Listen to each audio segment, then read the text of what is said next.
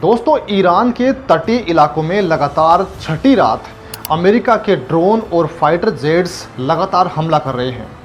Iran के radar और missile ठिकाने तबाह हो चुके हैं। ईरान पर इस तरह के धमाकेदार हमलों के ट्रंप के इस आदेश के तुरंत बाद ईरान भी चुप नहीं बैठ रहा है। उसने कुवैत और कतर में बने अमेरिकी सैन्य अड्डों पर मिसाइलें दागी हैं। पूरी दुनिया में ज़बरदस्त हड़कंप मचा हुआ है। अमेरिका और यूरोप के देश घबराए हुए हैं, लेकिन अगर आप भारत की तरफ देखेंगे तो यहाँ बिल्कुल शांति है। ऐसा लग रहा है कि कुछ तो भारत ने सीक्रेटली तैयार कर लिया है, जिसके बाद भारत खुद को सबसे ज़्यादा सेफ फील कर रहा है। दरअसल दोस्तों, ईरान ने अब अपना सबसे बड़ा पत्ता खेल दिया है। उसने यमन के हुती बागियों को साफ निर्देश दे दिए हैं कि लाल सागर के उस सकरे रास्ते को पूरी तरह से बंद कर दो, जहां से दुनिया का सबसे अधिक तेल गुजरता है।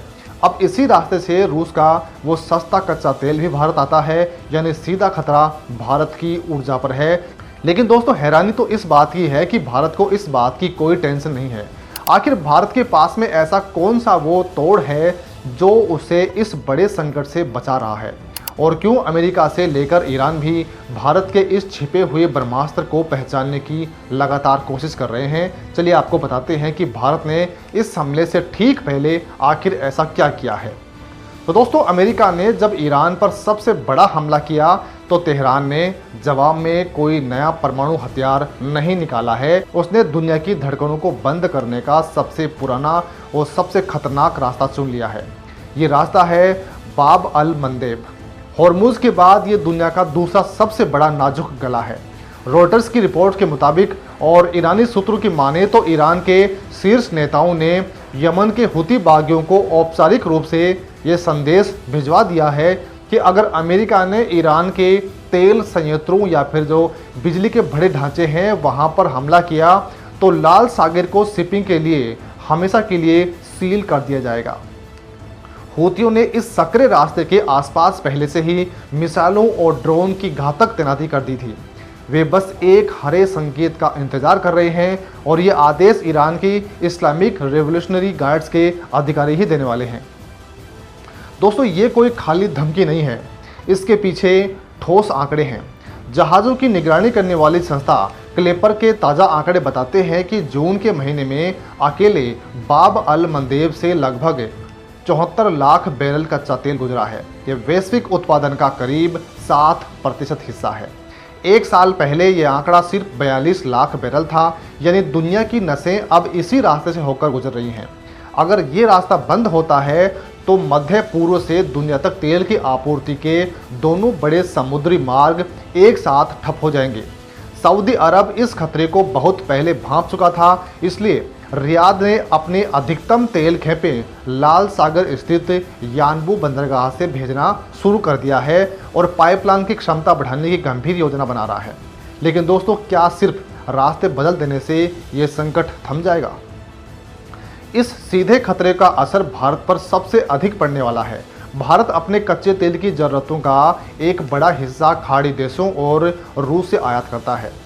खाड़ी से आने वाला तेल हॉर्मुज और वैकल्पिक रूप से लाल सागर के रास्ते भारत आता है, जबकि रूस से आने वाला यूराल्स कच्चा तेल सुएज नहर और बाब अल मंदेब के जरिए ही भारतीय बंदरगाहों तक पहुंचता है।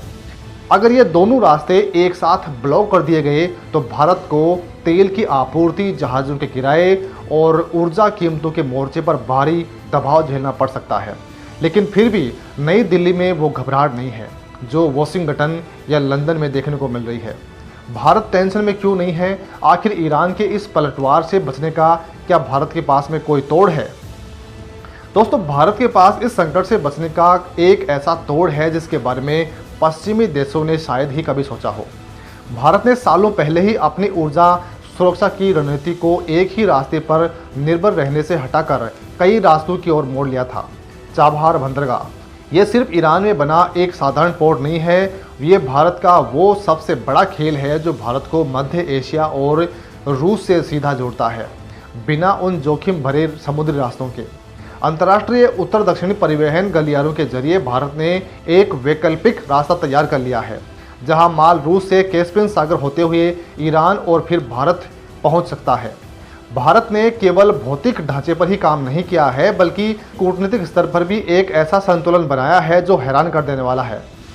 नई दिल्ली ने तेहरान के साथ अपने संबंधों को इतना गहरा और व्यवहारिक कर रखा है कि जब भी संकट गहराता है, भारत के पास बातचीत का एक सीधा और विश्वसनीय चैनल खुला रहता है। वहीं रूस से तेल खरीदने के लिए भारत ने रूबल के तंत्र और वैकल्पिक जहाज बीमा तंत्र को इतना मजबूत कर लिया है कि वैश्विक बाजार में गड़बड़ी का असर भारत पर उतना नहीं पड़ता जितना यूरोप और अमेरिका पर पड़ता है। दोस्तों, भारत चुपचाप अपने स्ट्रेटजिक पेट्रोलियम रिजर्व को भी भर रहा है ताकि किसी भी अचानक आए झटके को बिना हलचल मचाए सोख सके। दुनिया भारत की तरफ इसलिए देखने लगी है क्योंकि भारत ने इस जंग के बीच में एक अलग ही रास्ता चुन लिया है। जब बाकी देश गठबंधन में फंसकर एक दूसरे पर दबाव बना रहे हैं, भारत ने अपनी अलग पहचान बनाई है। भारत न तो अमेरिका के दबाव में आकर ईरान से तेल खरीदना पूरी तरह से बंद कर रहा है और न ही अपने पश्चिमी मित्रों से दूरी बना रहा है। अब दोस्तों, सवाल अपना ये उठता है कि अमेरिका और ईरान के बीच फिर से शुरू हुई इस महाजंग के बाद ईरान किस नई जगह पर क्या कुछ करने वाला है। खुफिया रिपोर्ट संकेत दे रही हैं कि ईरान अब केवल समुद्री रास्तों को ब्लॉक करने तक सीमित नहीं रहने वाला है।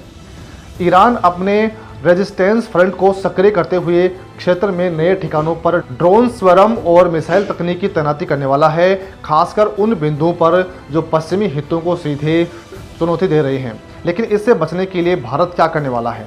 भारत भारतीय महासागर क्षेत्र में अपनी नौसैनिक उपस्थिति को और अधिक आक्रामक और निगरानी वाला बना रहा है। भारतीय नौसेना के जहाज पहले से ही अदन की खाड़ी, लाल सागर के प्रवेश द्वार पर तैनात हैं, न केवल अपने व्यापारिक जहाज़ों की सुरक्षा के लिए बल्कि इस बात का स्पष्ट संकेत देने के लिए कि हिंद महासागर में किसी भी अर्थव्यवस्था को भारत हल्के में नहीं लेगा। भविष्य में क्या होगा ये इस बात पर निर्भर करता है कि अमेरिका अगला कदम क्या उठाता है। अगर ईरान के तेल संयंत्रों पर वास्तव में बड़ा हमला होता है तो हूतियों का बाब अल मंदेब बंद करना कोई सपना नहीं बल्कि एक तयशुदा योजना है। उस स्थिति में वैश्विक तेल की कीमतें 150 से लेकर $200 प्रति बैरल के पार जा सकती हैं।